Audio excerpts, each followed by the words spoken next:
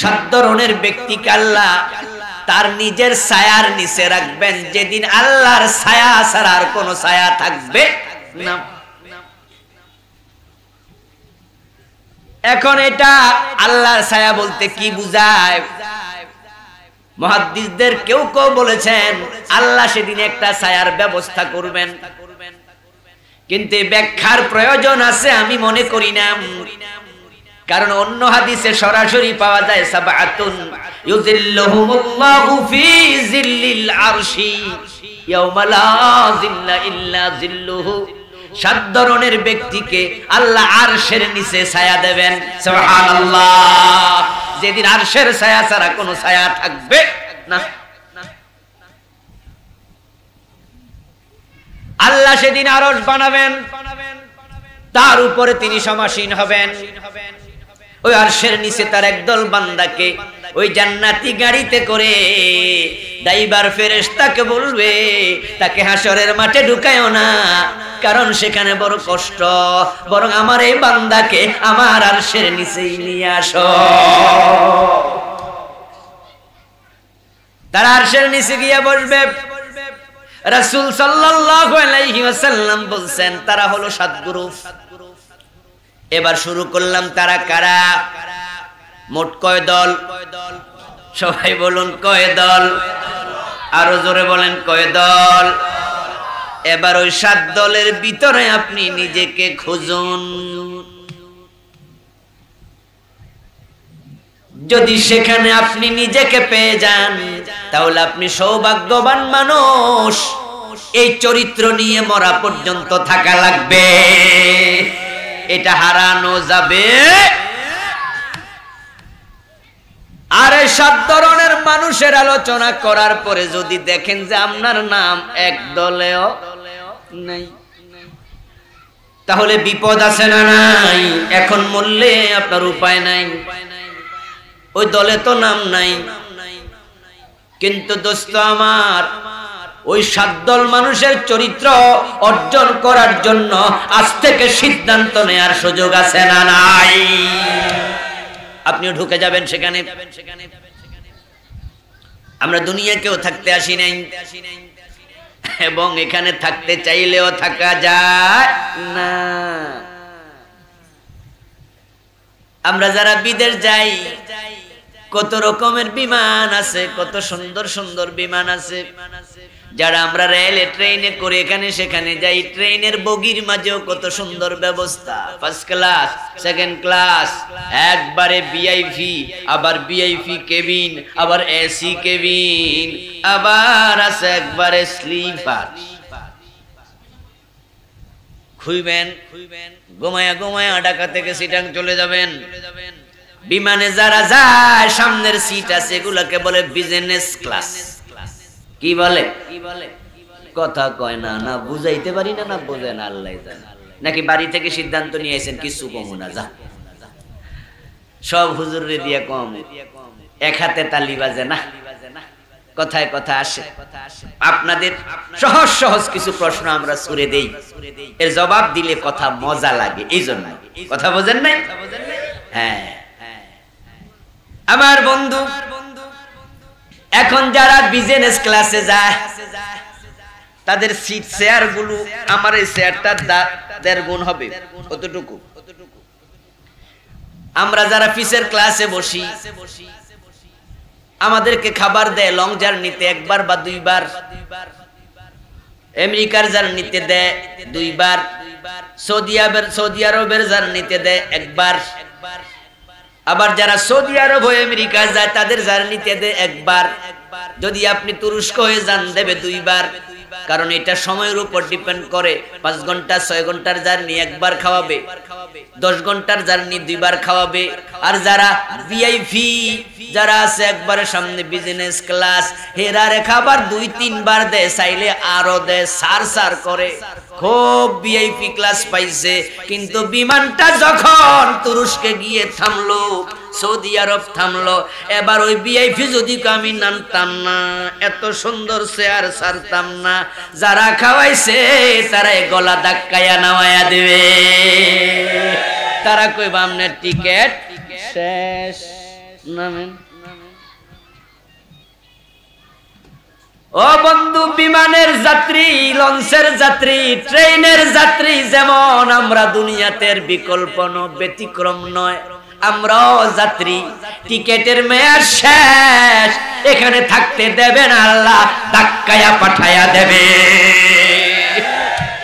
দুনিয়া বড় নিষ্ঠুর, বলবো যা যা মাটির ভিতরে যা।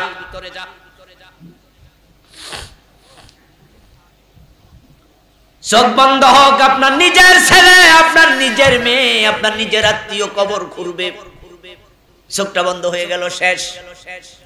আপনজনকে মোবাইলে জানাইছে আবুল কালাম আজাদ বাসার নাই। আমার আপনজন মোবাইলের অপর প্রান্ত থেকে ইন্না লিল্লাহ পড়ে প্রথম প্রশ্ন করবে, জানাজা কয়টা বাজে? বিদায় বিদায় কবে?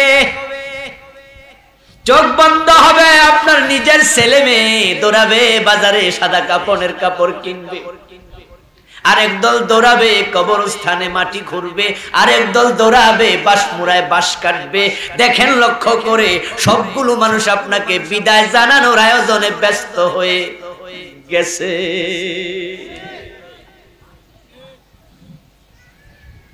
এখানে থাকা যায় না, চাইলেও থাকতে পারবেন না, চলে যেতে হবে। এখন আমাদের যে চূড়ান্ত গন্তব্য আল্লাহর জান্নাত, ওই জান্নাতে যাওয়ার জন্য যে চরিত্র বানানো দরকার, ওই চরিত্রগুলো অর্জন আমাদের করতেই হবে।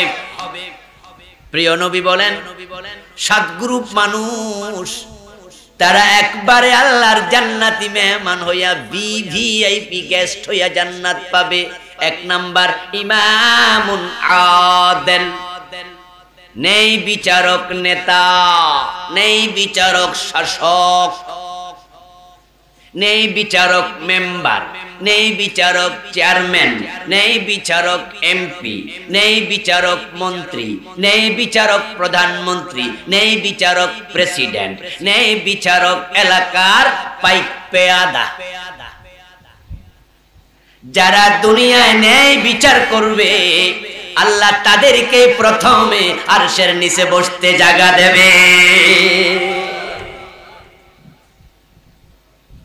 ব্যাখ্যা আমরা একটু পরে করবো ইনশাআল্লাহ। দ্বিতীয় গ্রুপ, শাবুন নাশা ফি ইবাদাতিল্লাহ,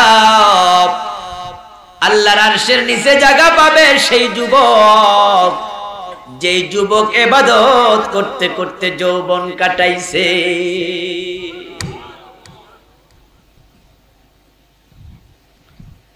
এখানে যারা আছি আমরা সবাই আমরা যুবক, কেউ ছিলাম, কেউ আছি, কেউ হব, এর বাহিরে একজনও নাই।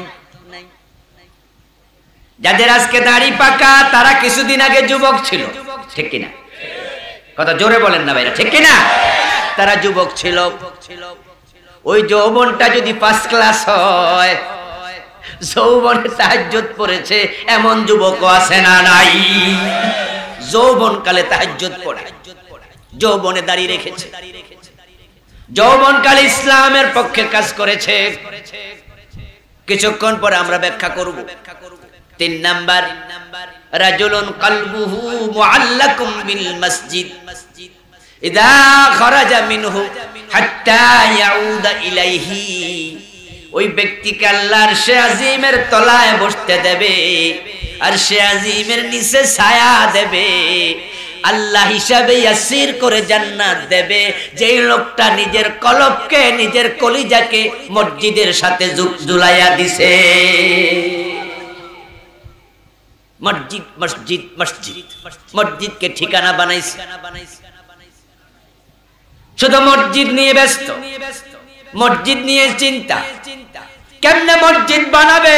মসজিদ বানানোর জন্য পাগল, রাস্তায় চাঁদা তোলে, মানুষের কাছে বলে, নিজে জমি ওয়াকফ দেয়, নিজে টাকা খরচ করে বানাইছে মসজিদ। এবার মসজিদের বাল্ব কখন নষ্ট হয়েছে, বাল্ব কিনা দেয়া দরকার, কখন ফ্যানটা নষ্ট হয়ে গেছে, ফ্যানটা কিনে দেয়া দরকার, ইমামের বেতন বাড়ছে কিনা এই বিষয়ে খোঁজ নেয়, মুয়াজ্জিন খাইছে কিনা।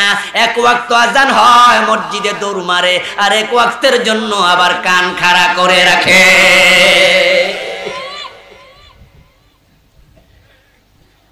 মসজিদের জন্য সে পাগল পারা। মসজিদ কার ঘর? যারা চুপ করে আছেন তারা কি মনে করেন? কথা কইলে কি লস হয়ে যাবে? জবাব দেন, মসজিদ কার ঘর? কোরআনে আল্লাহ বলছেন আল মাসাজিদা লিল্লাহ। সুবহানাল্লাহ। মসজিদ গুলো আমি আল্লাহর জন্য, আমি আল্লাহর জন্য। হাদিস, মান বানা লিল্লাহি বাইতান বানাল্লাহু লাহু বাইতান ফিল জান্নাহ। যে আল্লাহর জন্য একটা ঘর বানায়, আল্লাহ তার জন্য জান্নাতে ঘর বানায়। সুবহানাল্লাহ। তাহলে মসজিদ কার ঘর? তার সাথে হৃদয় ঝুলাইয়া দিতে হবে। এমন কিছু হতভাগা মুসলমান আছে শুধু জুমার দিন মসজিদে যায়, বাকি 6 দিন আর যায় না। আবার এমন মুসলমানের সন্তানও আছে জুমার দিনও। আমার বন্ধু, জান্নাত পেতে যদি চান বিনা সহজ হিসাবে, যেটাকে বিনা হিসাবেও হাদিস আছে একই অর্থ ব্যাখ্যা করেছে, আপনি অন্তরটাকে মসজিদের সাথে ঝুলাইয়া দেন। কয়টা গেল? 4 নাম্বার, রাজুলান তাহাব্বা ফিল্লাহ। এই যে তামা আলাইহি ওয়া তাফাররাকা আলাইহি, একজন আরেকজনকে ভালোবাসে শুধু আল্লাহর জন্য। আল্লাহর জন্য একত্রিত হয়, আবার আল্লাহকে ভালোবাসার জন্য প্রয়োজনে পৃথক হয়ে যায়। এই বিষয়ে ব্যাখ্যা একটু পরে হবে, সংক্ষেপে সব বোঝা যাবে না। যারা আল্লাহর জন্য একে অপরকে ভালোবাসে, এই লোকেরাও আরশে আজিমের নিচে জায়গা পাবে। তাহলে এই আমলটাও আমাদের মাঝে চালু করা দরকার আছে না নাই? এটা হারাইয়া গেছে। এখন আমরা ভালোবাসি সবাই নিজেরে। এখন হলো self help is the best help. Self help is the best help. Bangla কয় সাসাপন, কথা কয়। এই যে জানেন না কইছে কেন? বলেন, সাসাপন প্রাণ বাঁচা, আপনি বাঁচিলে বাপের নাম, নিজে আগে খাইয়া লই, মানুষে পরে খা। এই জন্য নিজে চেয়ার একটায় বসে, গাড়ির সিটে মাঝে মাঝে দেখা যায়, লোকাল বাস উঠবে দেখবেন যে বেড়া একটা বইছে আর একটা ব্যাগ রাখছে। কয়দিন আগে কক্সবাজার থেকে রাতের বেলায় ফিরলাম মাহফিল করে। তো আপনার সায়দাবাদ পার হওয়ার পরে ওদের গাড়ি ওরা থামাইয়া দিল। থামাইয়া ছোট একটা গাড়ি, ওদেরই কোম্পানির, শ্যামলী বাসে উঠেছিলাম। ওটা যাচ্ছে গাবতলির দিকে। তো এখন ড্রাইভার সাহেব আমার ইঙ্গিত দিয়ে বললো যে হুজুর ওই ছোট গাড়িটাতে ওঠেন, ওটা আপনার ফার্ম গেট নামাইয়া দেবে। আমার ভাবছিল ওখানে নেমে, তখন ফজরের নামাজের সময় হয়নি, তখন না জানি হয়েছে এরকম কাছাকাছি। ড্রাইভারকে আর ফোন দেই নাই, ড্রাইভার আগায় যায়, কষ্ট করবো, দরকার নেই, একটা সিএনজি নিয়ে বাসায় চলে আসবো, দ্যাটস ওকে। ড্রাইভার সাহেব বললো ছোট বাসটা ওঠে। তখন আমি যাই ওটাতে উঠলাম। ওঠার পরে দেখি প্রায় সিটে মানুষ বসা। এক ভদ্রলোক এক সিটে বসছে, আর এক সিটে ব্যাগ রাখছে। তো আমি ইঙ্গিত দিয়ে বললাম যে বসবো? কয় না, জায়গা নেই, জায়গা নেই, জায়গা নেই। হ্যাঁ, কি বুঝে জানি একটু পরে আবার তাকাইয়া সইরা আবার দিল। এই হলো আমাদের চরিত্র। আমরা চাচা পন প্রাণ বাঁচা ব্যস্ত। একজন মুমিন পানি পান করে নাই, আর মুখের যুদ্ধে শহীদ হয়ে গেছে, অন্যকে প্রাধান্য দিয়েছে। ইসলাম এমন ভালোবাসা শিখাইছে, রুহামাউ বাইনাহুম, নিজে না খাওয়ায় খাওয়াইছে। ব্যাখ্যা আমরা একটু পরে করব। কয় দল গেল? 4 দল। 5 নাম্বার দল, রাজুলুন যাকারাল্লাহ খালিয়ান ফাফাদাত আইনা। আল্লাহর আরশের নিচে জায়গা পাবে এমন চরিত্রের মানুষ ওই ব্যক্তি, যে আল্লাহর ভয়ে রাতের বেলায়, আল্লাহর ভয়ে দিনের বেলায় গোপন কক্ষে গোপন জায়গায় একা একা কাঁদে। যাকারাল্লাহ খালিয়ান ফাফাদাত আইনাহু, একা একা খালি জায়গায় আল্লাহর ভয় আল্লাহকে স্মরণ করে কাঁদে, আল্লাহর নেয়ামতের কথা মনে করে নিজে ছোট আমার এত দিয়েছো আবেগে কাঁদে। চোখের পানির বড় দাম, বড় দাম। ব্যাখ্যা আমরা একটু পরে করছি। কয় দল গেল? 5 দল। 6 নাম্বার ব্যক্তি রাজুলুন তাসাদ্দাকা বিসাদাকাতিন ফাখফাহা হাত্তা লা তা'লামা শিমালুহু মা তুনফিকু ইয়ামিনুহু। ওই ব্যক্তিকার সে আজিমের নিচে জায়গা দেয়া হবে যে ব্যক্তি গোপনে দান করে, গোপনে গোপনে দান করে। ডান হাত কি দিল বাম হাত জানে না। প্রকাশ্যে দান করা জায়েজ। In তুবদুস Sadaqah ফানি'মাহি, in তুবদুস সাদাকাতি ফানি'মাহি। আল্লাহ কোরআনে বলছে প্রকাশ্যে যদি সাদাকা করো এটাও ভালো, এটাও সওয়াবের কাজ। আপনার প্রকাশ্য সাদাকা দেখে আরেকজন উদ্বুদ্ধ হবে, এই ভাই মসজিদ বানানো হবে, 1 লাখ টাকা দরকার, দেখি কে আছেন 50,000 দেন। 2 জনে দিলে তো 1 লাখ হয়ে যায়। দেয় না 20,000 দেন। 5 জনে, একজন আমি দিলাম, তখন আরেকজন তাকায় কয় আমিও দিলাম। হয় না? এমন হয় না? আরেকজন কে হেরা ফেললে আমি দেব না, আমিও দিলাম। এই যে প্রকাশ্য দেওয়ার কারণে মসজিদটা হয়ে গেল ফানি'মাহি। এটা ভালো, অসুবিধা নাই, সওয়াব পাইবা। কিন্তু যদি গোপনে দাও তাহলে আরশে আজিমের নিচে জায়গাও পাইবা। ব্যাখ্যা আমরা পরে করব ইনশাআল্লাহ, সময় যদি থাকে। কয় দল গেল? 7 নাম্বার রাজুলুন দাআতহু ইমরাআতুন যাতু হাসাবিন ওয়া নাসাব। জাতু হাসাবিন ওয়া জামাল, ভিন্ন ভিন্ন শব্দ এসেছে। এবং আমি যে সিরিয়াল বলেছি, সিরিয়ালে তারতম্য কোন একটু আগে পরে হয়েছে। সিরিয়ালটা ইম্পর্টেন্ট নয়, 7টা ইম্পর্টেন্ট, 7 গ্রুপ। এমন এক যুবক, এমন এক ব্যক্তি যাকে কোন সুন্দরী নারী, ভালো বংশের মেয়ে বলেছে আই লাভ ইউ। আছেন এমন? রাতের বেলা এসএমএস দেয়, ফ্রি টক টাইমে কথা কয়, দেখা হলে আহ্বান জানাইছে। হযরত ইউসুফ নবীকেও জুলাইখা আহ্বান করেছে। ওয়াগাল্লাকাতিল আবওয়াবা ফাকালাত হাইতা লাক। জুলাইখা ঘরের দরজা লাগায়া ইউসুফ নবীরে কয়, ইউসুফ কাছে আসো। ইউসুফ নবী কাছে আসছে না দৌড় মারছে? চুপ করে আছেন কেন ভাইরা? জোরে বলেন। এখন আমাদের অবস্থা কি হয়েছে? সবাই দৌড় মারে না, কিছু কাছেও যায়। শুধু কাছে যায় না, মোবাইলে ডাকে, ওই টাকলার মতো, ঠিক না?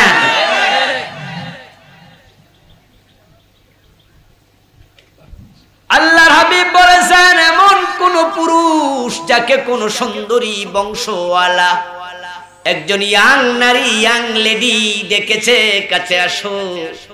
সে সারা দিলেই তার কাছে যেতে পারত। কিন্তু আল্লাহ তাআলার ওই বান্দা আল্লাহকে ভয় করে বলছে ইন্নী আখাফুল্লাহ, আমি আল্লাহকে ভয় করি। সে ওই নারীর ডাকে সাড়া দেয় না, চরিত্রের হেফাজত করেছে যুবক। আল্লাহ তাকে আরশে আজিমের নিচে বসতে দেবে। কয় গ্রুপ হলো? 1 নাম্বার কি ছিল? ন্যায় বিচারক, নেতা। আল্লাহ তাআলা ওরে 1 নম্বরে দিছে। সুবহানাল্লাহ। দেখেন কি দাম ও নেতারা, কান খুলে শুনুন। আজকে যারা যুবক আছো, কলেজে পড়ছো, ইউনিভার্সিটি পড়ছো, মাদ্রাসায় পড়ছো, এখান থেকেও কালকে প্রধানমন্ত্রী, প্রেসিডেন্ট হতে পারে এমন সম্ভাবনাও কি নাই? কিশোরগঞ্জে তো আরো বেশি।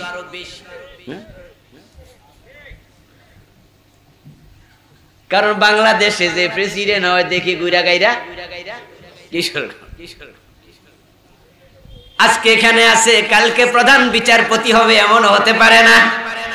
এমপি হবে, মন্ত্রী হবে, আর এলাকার মেম্বার, চেয়ারম্যান তো হওয়া স্বাভাবিক। আবার রানিং বিচার করেন এলাকার নেতা, আপনাকে মানুষ বিচারে ডাকে, আপনিও বিচার করেন, এমন 2-4 জন এখনই হাজির আছে না নাই? আপনিও জান্নাতে যাবেন সহজে, সুযোগ রাসূল আপনাকেও করে দিয়েছে, শুধুমাত্র আপনি ন্যায় বিচারক হয়ে যান। ন্যায় বিচার যদি না করেন তাহলে বিপরীত দিক বড় খারাপ। قال النبي صلى الله عليه وسلم, আল্লাহর হাবিব বলেন, মা মিন ওয়ালিন ইয়ালি রাইয়াতাম মিনাল মুসলিমিন ওয়া হুয়া লাহুম গাশুন ইল্লা হারামাল্লাহু আলাইহিল জান্নাহ। ন্যায় বিচারক হলে জান্নাত মিলবে সবার আগে। আবার যদি উল্টা হয়ে যান, আল্লাহ রাসূল বলেন, আল্লাহ যাকে দায়িত্ব দিয়েছে, কোন এলাকার নেতা বানাইছে, আপনাকে নেতৃত্বের যোগ্যতা দিছে কে? জোরে বলেন কে? আরে মিয়া, আপনি মনে করেন আমি হইছি না, যারা আপনারে ভোট দিয়া চেয়ারম্যান মেম্বার এমপি বানাইছে, আল্লাহ যদি মাথার গিলুটে একটু লুজ কইরা দেয়, পাগল বানায়া দেয়, তারাই আবার রশি বেঁধে পাবনা পাগলা গারদে নিয়ে যাবে।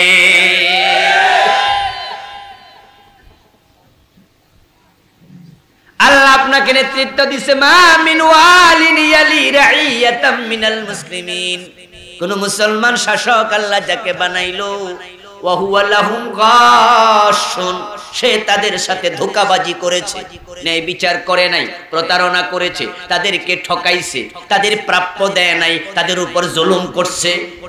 আল্লাহ ক্ষমতা দিছে তোমারে, তুমি করছো জুলুম। রাসূল বলেন, ইল্লা হারামাল্লাহু আলাইহিল জান্নাহ, ওই নেতার জন্য আল্লাহ জান্নাত হারাম বানায়া দেবে।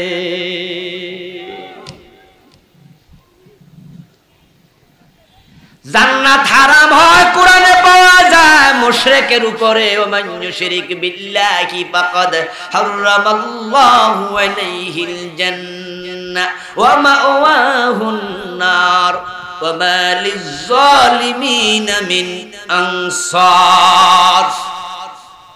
কোরআনে পাওয়া যায় যে শিরিক করে তার জন্য আল্লাহ জান্নাত হারাম বানায়া দেয়।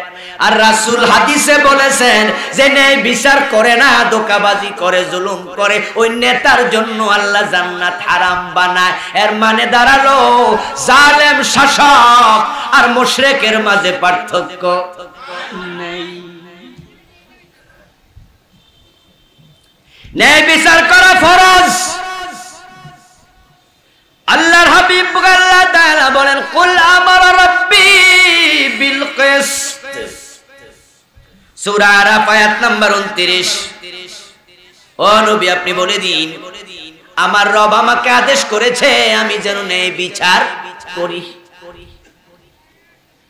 এবার বলবেন এটা রাসূলের ব্যাপার, আল্লাহ রাসূলের কইছে। আল্লাহ কইছে না, তোমরা এবার শোনো, ইয়া আইয়ুহাল্লাযীনা আমানু কুমু কাওয়ামিনা কুনু কাওয়ামিনা বিল কিসতি শুহাদা লিল্লাহ। ও ইমানদারেরা, তোমরা আল্লাহর জন্য ন্যায় বিচারের পক্ষে দাঁড়াইয়া যাও। ওয়ালাউ আলা আনফুসিকুম, সেই ন্যায় বিচার করতে যায়া যদি সেটা তোমার নিজের বিরুদ্ধেও যায়। আবিল ওয়ালিদাইন, তোমার বাবার বিরুদ্ধে আদালতে মামলা দিছে এলাকার এক লোক, ওই এলাকায় তুমি আবার এমপি, তুমি মন্ত্রী, তুমি মেম্বার, তুমি চেয়ারম্যান, তুমি জজ, তুমি ম্যাজিস্ট্রেট। এখন তোমার আদালতে মামলা গেছে, তুমি মামলা দেখে শুনে বুঝলা যদি আমি ন্যায় বিচার করি আমার বাবার জেল হয়, এখন কি করবা? আমার আল্লাহ তাআলা সূরা নিসার 135 নম্বর আয়াতে বলেন, আবিল ওয়ালিদাইন ওয়াল আকরাবিন, তোমার আত্মীয় স্বজন হোক, তোমার বাবা মা হোক, তাকেও ন্যায় বিচার করবা। ন্যায় বিচারের বাহিরে যাওয়ার অধিকার তোমার নাই। বিচারকের কাছে বাদী বিবাদী দুজন মানুষ, বিচারকের কাছে মা বাবা আত্মীয় স্বজনের পরিচয়ে কেউ নেই। ইংরেজিতে একটি কথা আছে, ল ইজ ব্লাইন্ড। এই মাইকওয়ালা কই, একটু আওয়াজ বাড়ায় দাও। একটা বক্তালে আমাদেরকে ফিরে যেতে হবে। ইংরেজি প্রবাদটা হলো law is blind, the eye of law blind is blind. ভিন্ন শব্দে একই কথা, বাংলা অর্থ হলো আইনের চোখ হলো অন্ধ। এজন্য ভারতের আদালতে, আমাদের বাংলাদেশের আদালতে, আরো একটু বাড়াই দাও, আওয়াজ বাড়াই দাও। আমাদের বাংলাদেশের আদালতে দেখবেন দাড়ি পাল্লা না, কথা কয় না রে ভাইয়েরা, তো না হইলে হ্যাঁ না কয়ে দিবেন, তা তো হয়, কইছেন একটা দাড়ি পাল্লা থাকে কিনা? আমাদের হাইকোর্টে, সুপ্রিম কোর্ট যেটা আপনার মৎস্য ভবনের পাশে আছে না, ওখানে দেখবেন যে বাহিরে বিশাল দাড়ি পাল্লা আছে। তো এক সময় ওই যে ইসলামী একটি দল আছে জামাত ইসলামী, ওদের মার্কা কি ছিল? হ্যাঁ। তো এক বেড়া গ্রাম থেকে আসছে, গ্রাম থেকে আইসা দেখে হাইকোর্টের সামনে বিশাল দাড়ি পাল্লা। তো বেড়া রিক্সাওয়ালারে কইতাছে, জামাত ইসলাম তো ছোট্ট দল, কিন্তু এত বড় অফিস বানাইলো কেন? রিক্সাওয়ালা কয় মানে কি? ওই যে দাড়ি পাল্লা। আমার বন্ধু দাড়ি পাল্লা দিয়ে কি বুঝায়? ওয়ালা তুখসিরুল মিজান, দাড়ি পাল্লা দিয়ে বুঝানো হয় না বিচার করা লাগে। বাংলাদেশের আদালতে দাড়ি পাল্লা, এখন ওই কজ দেখাই আমার কাকেরে নিচে নেগা, এটা ভিন্ন বিষয়। ভারতের আদালতও দাড়ি পাল্লা আছে, তবে তারা সাথে রাখে একটা মূর্তি, ওই মূর্তির চোখটা কালো ফিতা দিয়ে বাঁধা থাকে। কথা বোঝেন? কালো ফিতা দিয়ে চোখ বেঁধে দিয়েছে, মানে কি? ও বিচারক, তোমার সামনে মা না বাবা, ভাই না বন্ধু, ওটা দেখে বিচার করা যাবে না।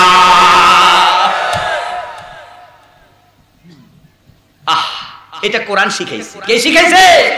কোরআন শিখাইছে। এই জন্য কোরআনের বাহিরে ন্যায় বিচার নাই। যদি আপনি ন্যায় বিচার পেতে চান তাহলে কোরআনের কাছে যান, তাকায়া দেখেন বিশ্বনবী কি বলেছেন। আমার মেয়ে ফাতেমা চুরি করলে ফাতেমার হাতটাও কাটা হবে, সারা হবে না। ন্যায় বিচার ইসলাম শিখাইছে। তাকায়া দেখেন হযরত ওমর ফারুকের দিকে ভোট দেয় নাই, তাই আজকে বিচারটা আমি কেমনে করা লাগে বুঝাইয়া দিম। এই চরিত্রের লোক আছে না নাই? আমি আজকে হাকিম, আমি আজকে বিচারক, আমি আজকে এমপি, আজকে আমার সারা কেমনে সারবা? তাই তুমি আমার সাথে, আমার দাদার সাথে তোমার দাদা ঝগড়া করছে, আমরা ওইটা বলি, তাই বিচার কেমনে করা লাগে দেখাইয়া দেব।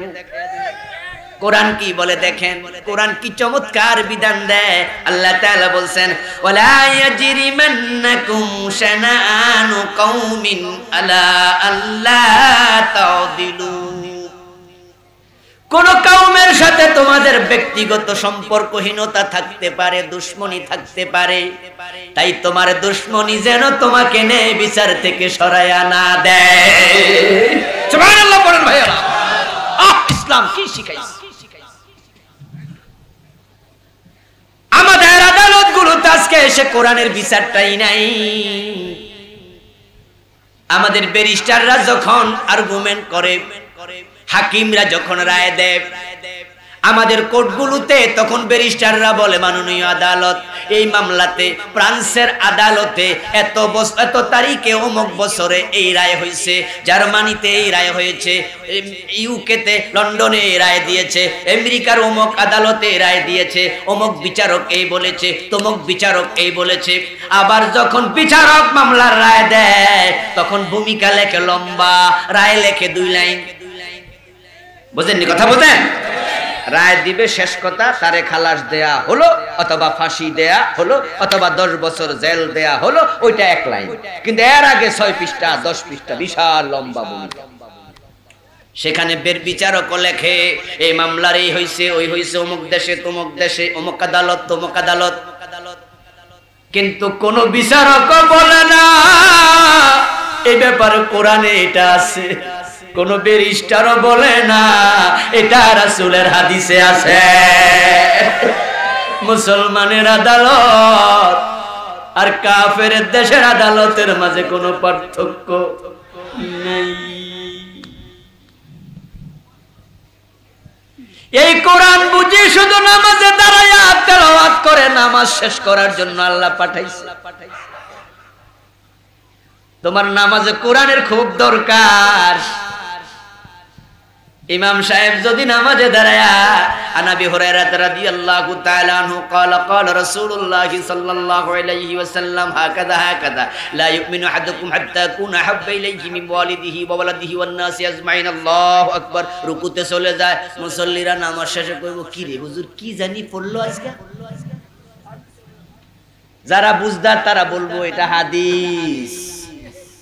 এখন সব মুসল্লি যাইনা যাবে আজকে কোরআন পড়ে নাই, এবার হুজুরের বিরুদ্ধে লেগে যাবে।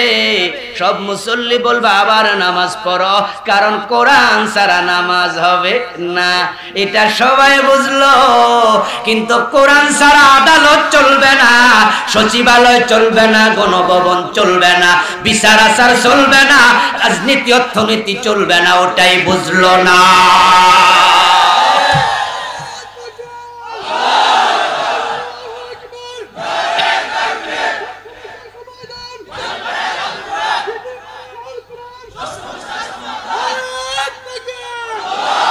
আমার বন্ধু, আল্লাহ কি শুধু মসজিদে নামাজ পড়ার জন্য কোরআন পাঠাইছে? কিতাবুন আনজালনাহু ইলাইকা লিতুখরিজান নাসা মিনাল যুলুমাতি ইলান নূর। সুবহানাল্লাহ।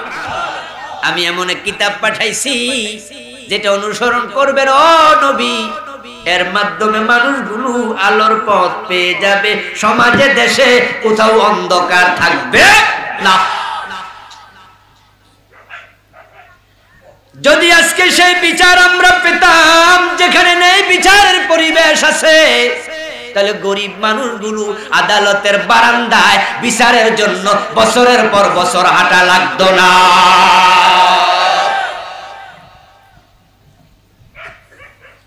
আমার বুঝেই আসে না বিচারের জন্য আদালতের বারান্দায় গিয়া অ্যাডভোকেটের পিছনে কেন দৌড়ানো লাগবে, ব্যারিস্টারের পিছনে কেন দৌড়ানো লাগবে? ন্যায় বিচার করা রাষ্ট্রের দায়িত্ব, তাই রাষ্ট্র নিজ খরচে ব্যারিস্টার রাখবে, নিজ খরচে উকিল রাখবে, তারা মানুষের মামলা হাকিমের কাছে দেবে, হাকিম যথাযথ ন্যায় বিচার করবে। এটা রাষ্ট্রের দায়িত্ব। কিন্তু গরিব মানুষের টাকাও নাই, উকিলও নাই, মামলার রায়ও নাই। ও মুসলমানেরা, আপনারা যারা আছেন তৃতীয় শ্রেণীর নাগরিক, সেকেন্ড ক্লাস নাগরিক, আমরা যারা আছি, আমাদের মোটা টাকা নাই, তাই আমরা ন্যায় বিচার থেকে বঞ্চিত হচ্ছি। সমাজ যদি ন্যায় বিচার পেতে চায়, আমরা গরিবেরা, আমরা সেকেন্ড ক্লাস নাগরিক যারা আছি, মিডল ক্লাস আছি, আমরা যদি কোরআনের আইনের পক্ষে চলে আসি, তখন ধনীরা আমাদের সামনে ধোপে টিকবে না। এদেশের নাগরিকদেরকে যদি আমরা তিনটি শ্রেণীতে বিভক্ত করি, যারা কোটি কোটি টাকার মালিক তারা একটা ক্লাস, এরপরে যারা লক্ষ টাকা অথবা কয়েক কোটি তারা হচ্ছে সেকেন্ড ক্লাস, যারা শুধুমাত্র কোন রকম চলছে তারা থার্ড ক্লাস। তিন শ্রেণী ভাগ করার পরে প্রথম শ্রেণীতে এই দেশের 5% লোক থাকবে না। তাহলে বাংলাদেশে বাকি 95% তো আমরা আছি মিডল ক্লাস, লো ক্লাসের। আমরাই তো বিচার থেকে বঞ্চিত। ওরা তো জেনা কইরা খুন কইরা বাইসা যায়, ঠিক না? এই যে কয়দিন আগে কুমিল্লার একটা মেয়েকে হত্যা করা হয়েছে ঢাকায়। খবরে আসলো অমুক মেয়েকে ফাঁসি ঝুলন্ত অবস্থায় পাওয়া গেছে গুলশানে। কেডা মারছে? বাবারে বাবা, নাম কোয়া যাবে না। 1 ঘন্টা 2 ঘন্টা 3 ঘন্টা 4 ঘন্টা 5 ঘন্টা নাম টাম নাই, শুধু লাশ পাওয়া গেছে, ঝুলন্ত পাওয়া গেছে, অমক মরে গেছে, মারছে কে, পরে আসতে দেরি কয় এক ভিআইপি ব্যবসায়ীর ছেলে। তারপরে আবার আস্তে করে এক চ্যানেলে খবর দিছে, ওই ছবি দেয় না, শুধু নাম দেয়, পরে চাপে পইরা নাম দিছে, পরে শোনা গেছে বেড়া বিদেশ চলে গেছে। অমক গ্রুপের কোম্পানির এমডি। আমিও ডরে নাম কই না। এবার অবস্থা বোঝেন। বসুন্ধরা গ্রুপ নাকি উনি কইছে, আমি কিন্তু পরে কইছি। বসুন্ধরার এমডি মানুষ মাইরা পরে চার্জশিট যখন আসছে, পুলিশ কয় হেতে মারে নাই, চার্জশিটের নামে নাই। ওরা আবার ফিল করতেছে, কি আশ্চর্য ব্যাপার, পয়সাওয়ালারা খুন করে বেঁচে যায়। ওরা 1 ক্লাস লোক, ওরা আইনটাকে জিম্মি বানায়া ফেলছে, মানুষের বানানো আইন। আর মাকড়সার জাল একরকম, মাকড়সার জালে মশা মাছি ধরা পড়ে, টিকটিকি ধরা যায় না। ঠিক মানুষের বানানো আইন দিয়া কোটিপতিদেরকে আটকায়া রাখা যায় না। নেতারা অন্যায় করে বেঁচে যায়, আর আমরা গরিবরা ধরা পড়ে যাই।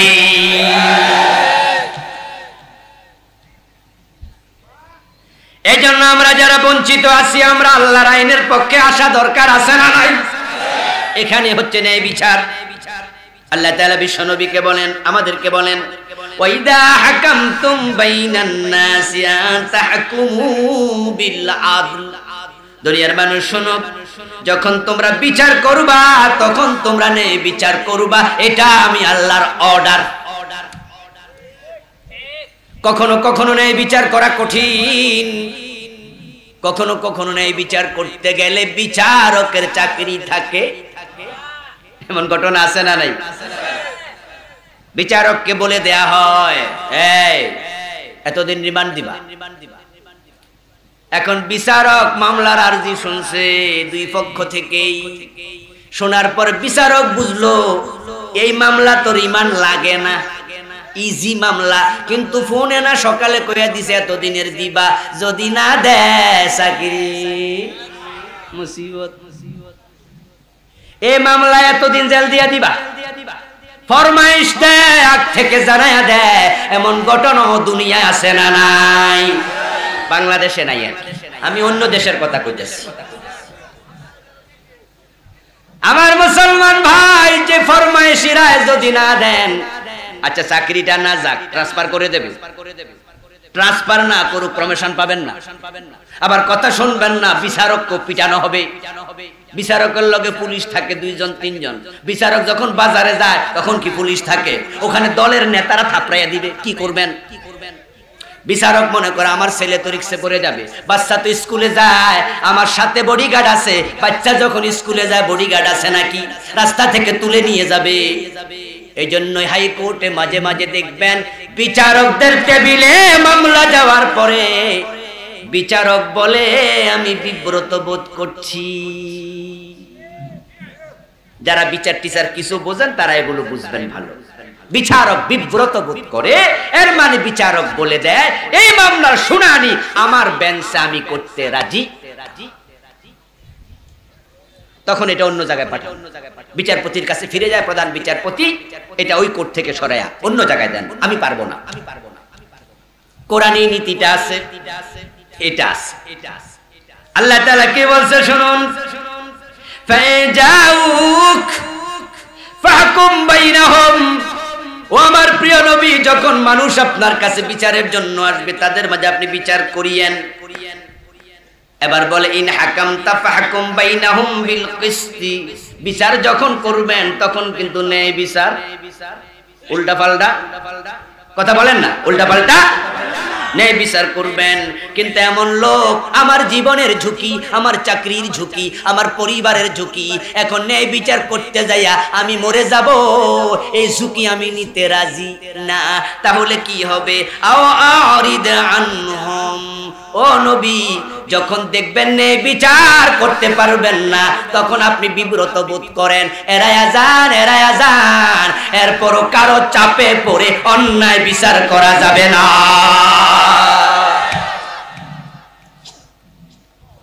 আমার সাহস আছে, ন্যায় বিচার আমি করবো, এতে আমার জীবন যাক, তাহলে তো ভালো, তাহলে আপনি আরশে আজিমের নিচে জায়গা পাবেন, ঠিক কিনা? আপনি ন্যায় বিচার করবো, যা হবার হবে। চাকরি চলে যাবে, 150 যাক, চা দোকানদারি করবো। কথা বোঝেন নাই? রিজিকের মালিক কে? আর রিজিকের মালিক রাজ্জাক, আমি ন্যায় বিচার করবই। এটা যদি হয় তাহলে তো ওয়েল এন্ড গুড, আরশে আজিমের নিচে জায়গা। কিন্তু আপনার ইমানের স্ট্রেংথ এতটা নয়, এত মজবুত নয়। তাহলে আপনি কি করবেন? চাপে পইরা ন্যায় বিচার না কইরা যেমনে মোবাইলে কইছে এমনে রায় দেবেন, তাহলে আল্লাহর রাসূল বলেন আপনার জন্য জান্নাত হারাম। এজন্য আমি মাঝে মাঝে আমার আলোচনায় বলি, ভাই আমার, আপনাকে বলছি, যেই চাকরি করলে পরে জুলুম করা লাগে, যেই চাকরি করলে পরে বিনা দোষে মানুষকে গুলি করা লাগে, যে চাকরি করলে পরে নেতার অর্ডারে বাবার মতো বুড়া বয়সী লোকের দাড়ি চাইপা ধরা লাগে, যে চাকরি করলে পরে আলেমদেরকে মারা লাগে, আপনি চাকরি কেন করবেন? যদি জুলুম করা লাগে ওই চাকরি ছেড়ে দিয়া প্রয়োজনে পান বিক্রি করা ভালো।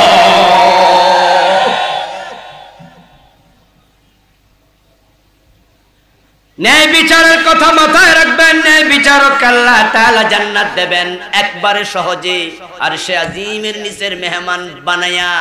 এখন ন্যায় বিচার কোথায়? আল্লাহ পাক রব্বুল আলামিন বলছেন, ইন্না আনজালনা ইলাইকাল কিতাব লিতাহকুমা বাইনান নাসি বিমা আরাকাল্লাহ। সুবহানাল্লাহ পড়েন।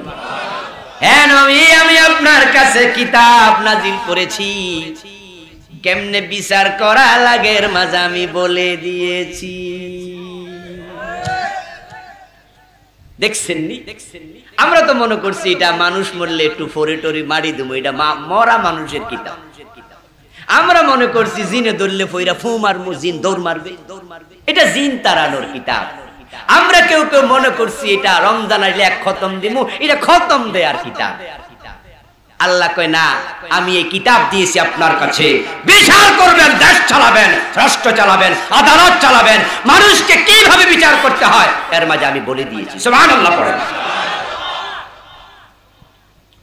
বিশ্বনবী 10 বছর মদিনার প্রেসিডেন্ট ছিলেন, নিজের মতো বিচার করছেন, আল্লাহর আইন মতো। আবু বকর, ওমর, উসমান, আলী রাদিয়াল্লাহু তাআলা আনহুম 30 বছর মদিনার প্রেসিডেন্ট ছিলেন। আল্লাহর আইনের বাইরে একটা রায়ও দেন নাই।